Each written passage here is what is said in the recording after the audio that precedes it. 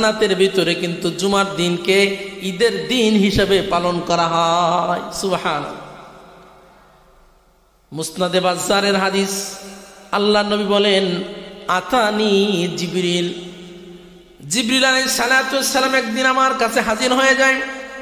জিবরিল আমিন আমার কাছে আসার পর আমি দেখতেছি জিবরিল আমিনের হাতের ভিতরে ওফি ইয়াদিহি আল মিরআতুল আবিয়াজ, আমি দেখতেছি আল্লাহ নবী বলেন জিবরিল আমিনের হাতের ভিতরে একটি সাদা আয়না, ওফিহি নুকতাতুন সাউদা, ওই সাদা আয়নার ভিতরে মাঝখানে একটা কালো দাগ রয়েছে।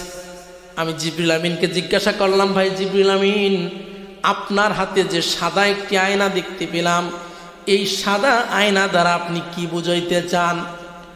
জিবরিল আমিন বললেন, ইয়া রাসূলুল্লাহ, ইয়া হাবিবাল্লাহ, আপনি যে আমার হাতে সাদা একটি আয়না দেখতে পেয়েছেন, এই সাদা আয়না মানে জুমার দিন। সুবহানাল্লাহ। সাদা আয়না যেমনি ভাবে স্বচ্ছ এবং পরিষ্কার, জুমার দিনটা এরকমের পরিষ্কার।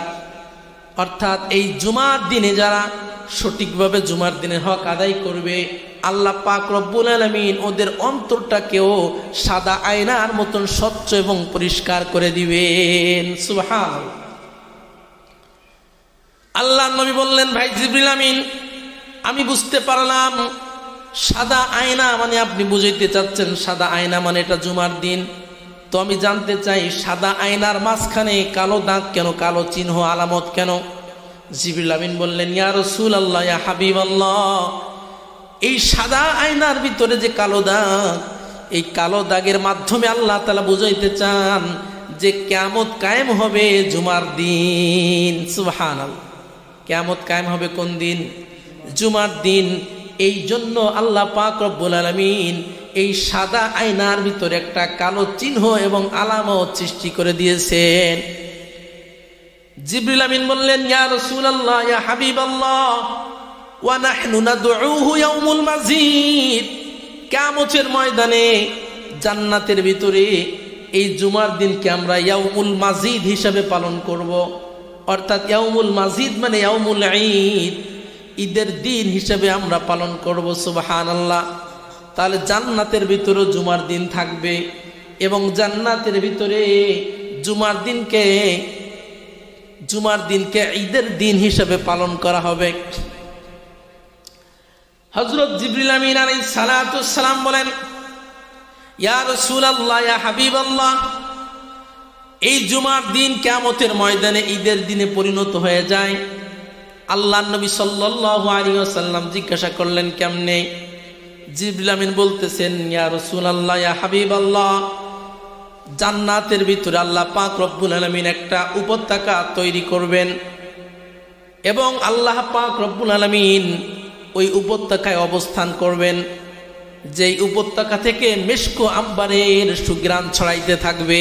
সুবহানাল্লাহ। এবং আল্লাহ পাক রব্বুল আলামিনের সামনে অসংখ্য গণিত নবী রাসূল দুনিয়ার জমিনে যাদেরকে আল্লাহ প্রেরণ করেছেন, তারা নূরের সিংহাসনে অবস্থান করবে। সুবহানাল্লাহ।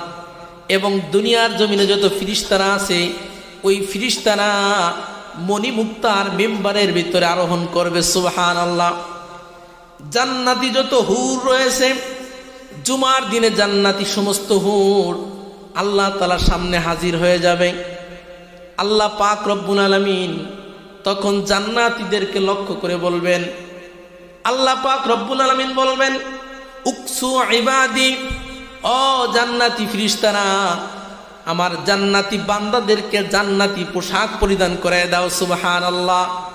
ওয়া আতইমু ইবাদি, আমার বান্দাদেরকে জান্নাতি খাবার পরিবেশন করাও। সুবহানাল্লাহ।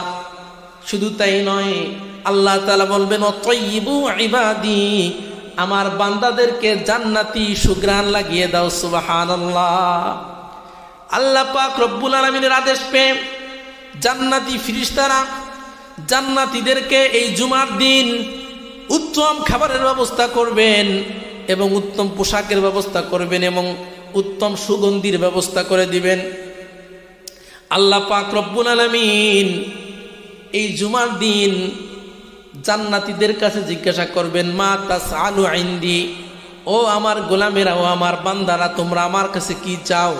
তখন জান্নাতীরা বলবে, ইয়া রব্বাল আলামিন নাসআলুকা রিদওয়াকা নাসআলুকা রিদওয়ানাকা, আপনার সন্তুষ্টি আমরা কামনা করছি। সুবহানাল্লাহ। আল্লাহ পাক রব্বুল আলামিন তখন জান্নাতীদেরকে বলবে, ও জান্নাতীরা শোনো, আমি রব্বুল আলামিন তোমাদের প্রতি সন্তুষ্ট হয়ে গিয়েছি, আমি রব্বুল আলামিন তোমাদের প্রতি রাজি হয়ে গিয়েছি, এই জন্যই তো আমি তোমাদেরকে জান্নাতের ভিতরে নিয়ে এসেছি। সুবহানাল্লাহ। তাহলে বুঝাইতে চাই, এই যে জুমার দিন, এই জুমার দিন জান্নাতের ভিতরে ঈদের দিনে পরিণত হয়ে যায়। শুধু তাই নয়, এই জুমার দিনে জান্নাতের ভিতরে একটা বাজার সংগঠিত হয়। প্রতি জুমার দিনে জান্নাতের ভিতরে একটা বাজার সংগঠিত হয়।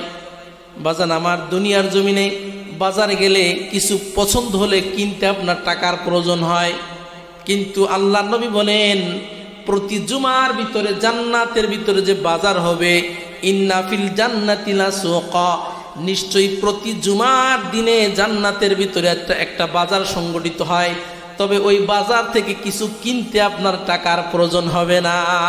সুবহানাল্লাহ। প্রতি জুমার দিন জান্নাতের ভিতরে একটা বাজার সংগঠিত হয়, ওই বাজার থেকে কিছু কিনতে আপনার টাকা লাগবে না রে বাজান।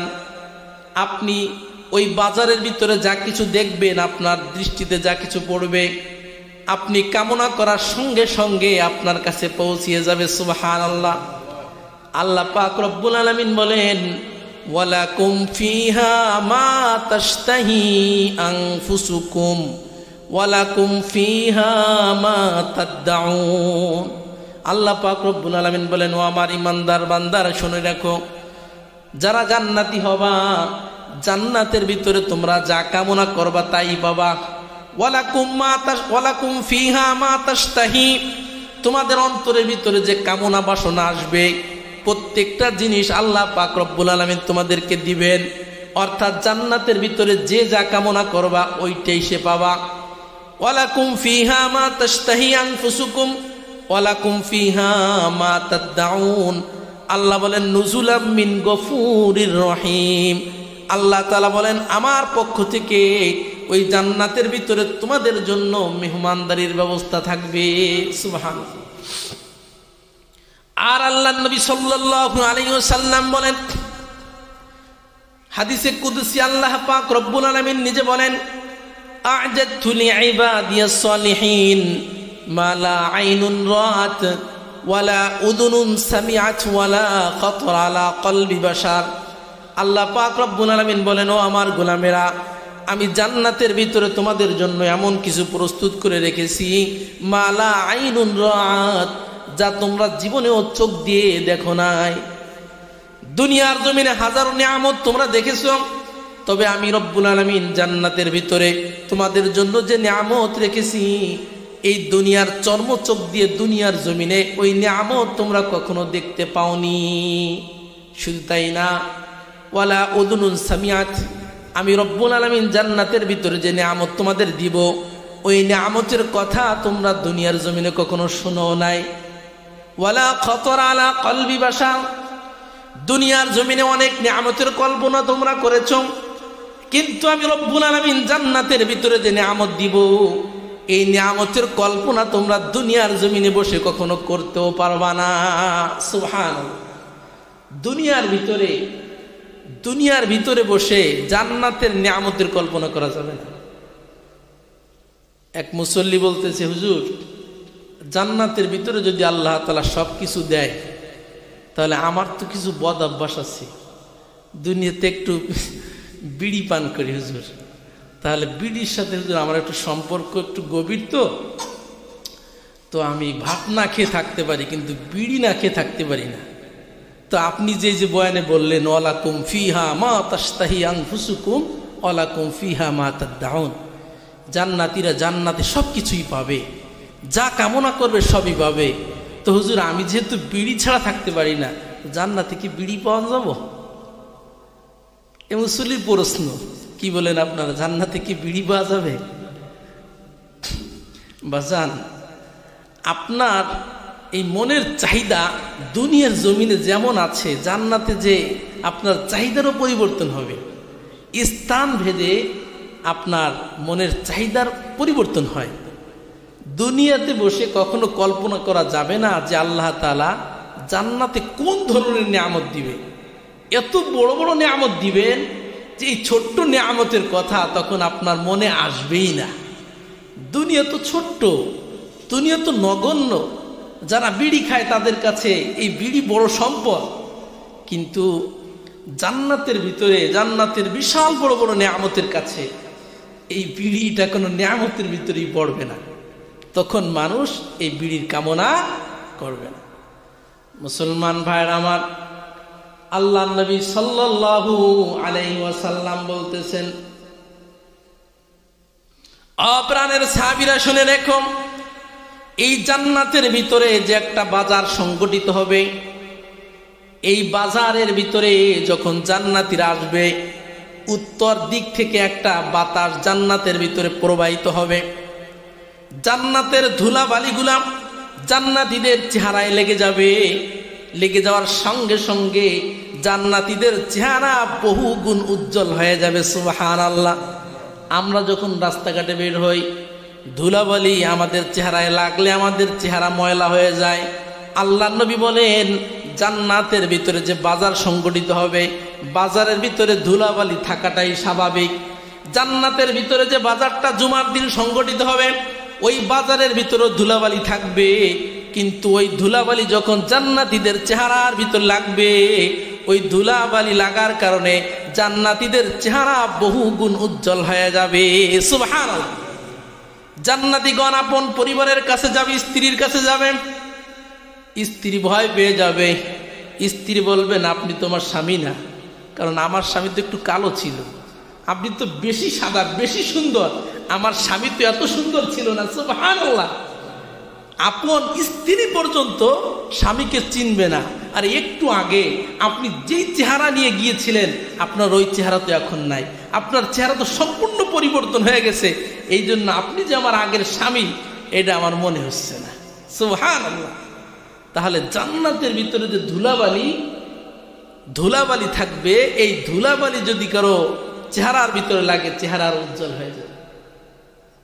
প্রাণের ভাইরা আমার, আল্লাহর নবী বলেন, স্বামীরা, এই জান্নাতি স্বামীরা বাসায় যাওয়ার পরে স্ত্রীদের দিকে তাকাবে।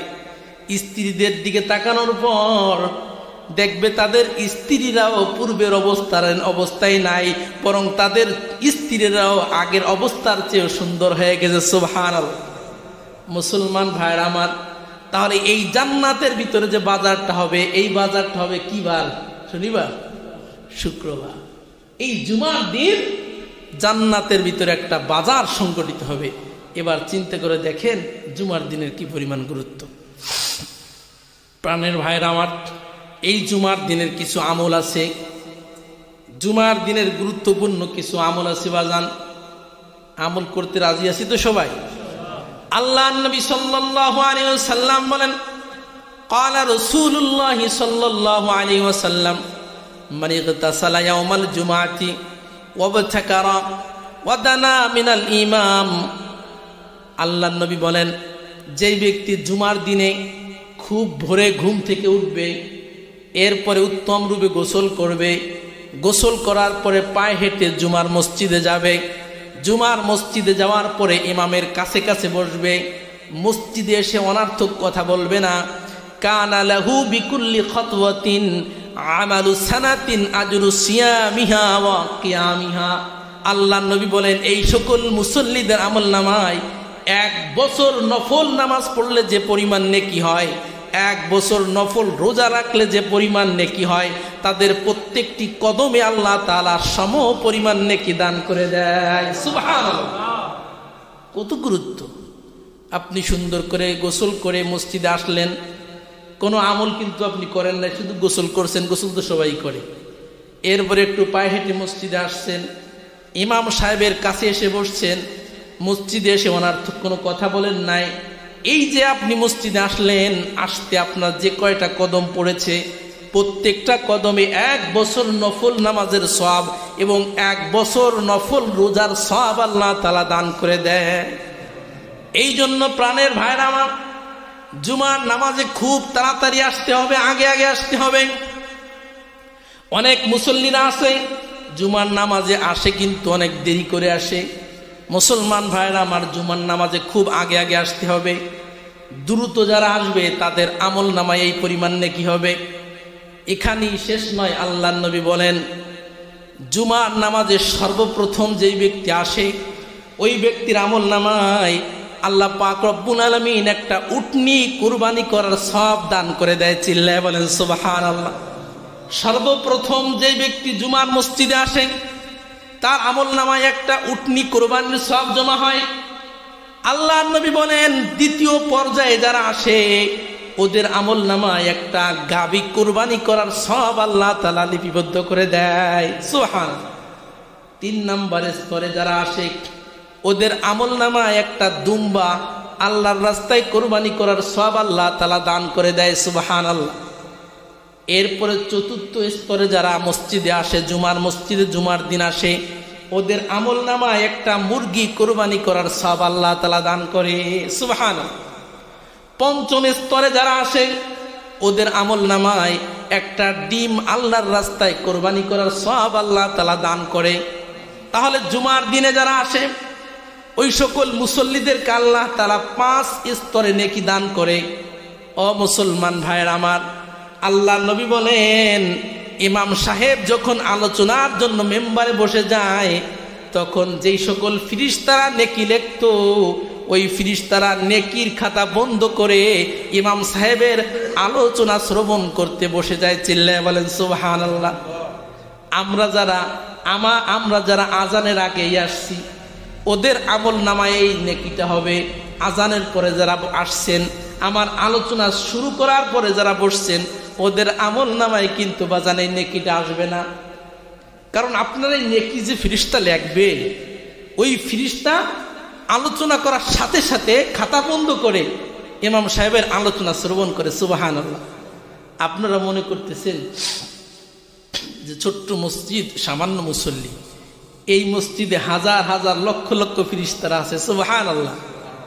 আল্লাহর নবী বলেন যে প্রতি জুমার দিন প্রত্যেকটা জুমার মসজিদে অসংখ্য গণিত ফিরিস্তারা খাতা কলম নিয়ে মসজিদের গেটের সামনে বসে থাকে। যারা প্রথমে ঢুকে, এটা জুমার দিনের শুরু থেকে, এটা আজান যখন শুরু হচ্ছে তখন না, জুমার দিনের শুরু কখন থেকে? সকাল থেকে না? তো জুমার দিনের সকাল থেকেই এই ফিরিস্তারা জুমার মসজিদের দরজার কাছে খাতা কলম নিয়ে বসে থাকে যে জুমার দিনে যারাই মসজিদে ঢুকবে, প্রথমে যারা ঢুকবে তাদেরকে গরু কুরবানি করার সওয়াব দান করবেন। এরপরে যারা ঢুকবেন তাদের প্রথমে যারা ঢুকবে তাদের আমল নামায় উটনি কুরবানির সওয়াব, এরপরে যারা ঢুকবে গরু কুরবানির সওয়াব, এরপরে যারা ঢুকবে দুম্বা, এরপরে যারা ঢুকবে তাদের আমল নামায় মুরগি কোরবানির সওয়াব, সর্বশেষ যারা ঢুকবে তাদের আমল নামায় ডিম কোরবানির সওয়াব জমা হবে। মুসলমান ভাইয়ের আমার, আল্লাহ নবী বলেন ইমাম সাহেব যখন আলোচনার জন্য মেম্বারে বসে যায় তখন আর ফিরিস্তারা নেকি লেখে না, তখন ফিরিস্তারাই খাতা বন্ধ করে ইমাম সাহেবের আলোচনা শ্রবণ করতে বসে যায়। এই জন্য আপনি আমি এই নেকি যদি অর্জন করতে চাই তাহলে এই আলোচনা শুরু হওয়ার আগে আসতে হবে। সবাই রাজি আছি তো ইনশাআল্লাহ? যদি আমরা আলোচনা শুরু হওয়ার আগেই আসতে পারি তাহলে প্রতি জুমায় আপনার আমার আমল নামায় একটা উটনি কুরবানির সওয়াব জমা হবে। সুবহানাল্লাহ।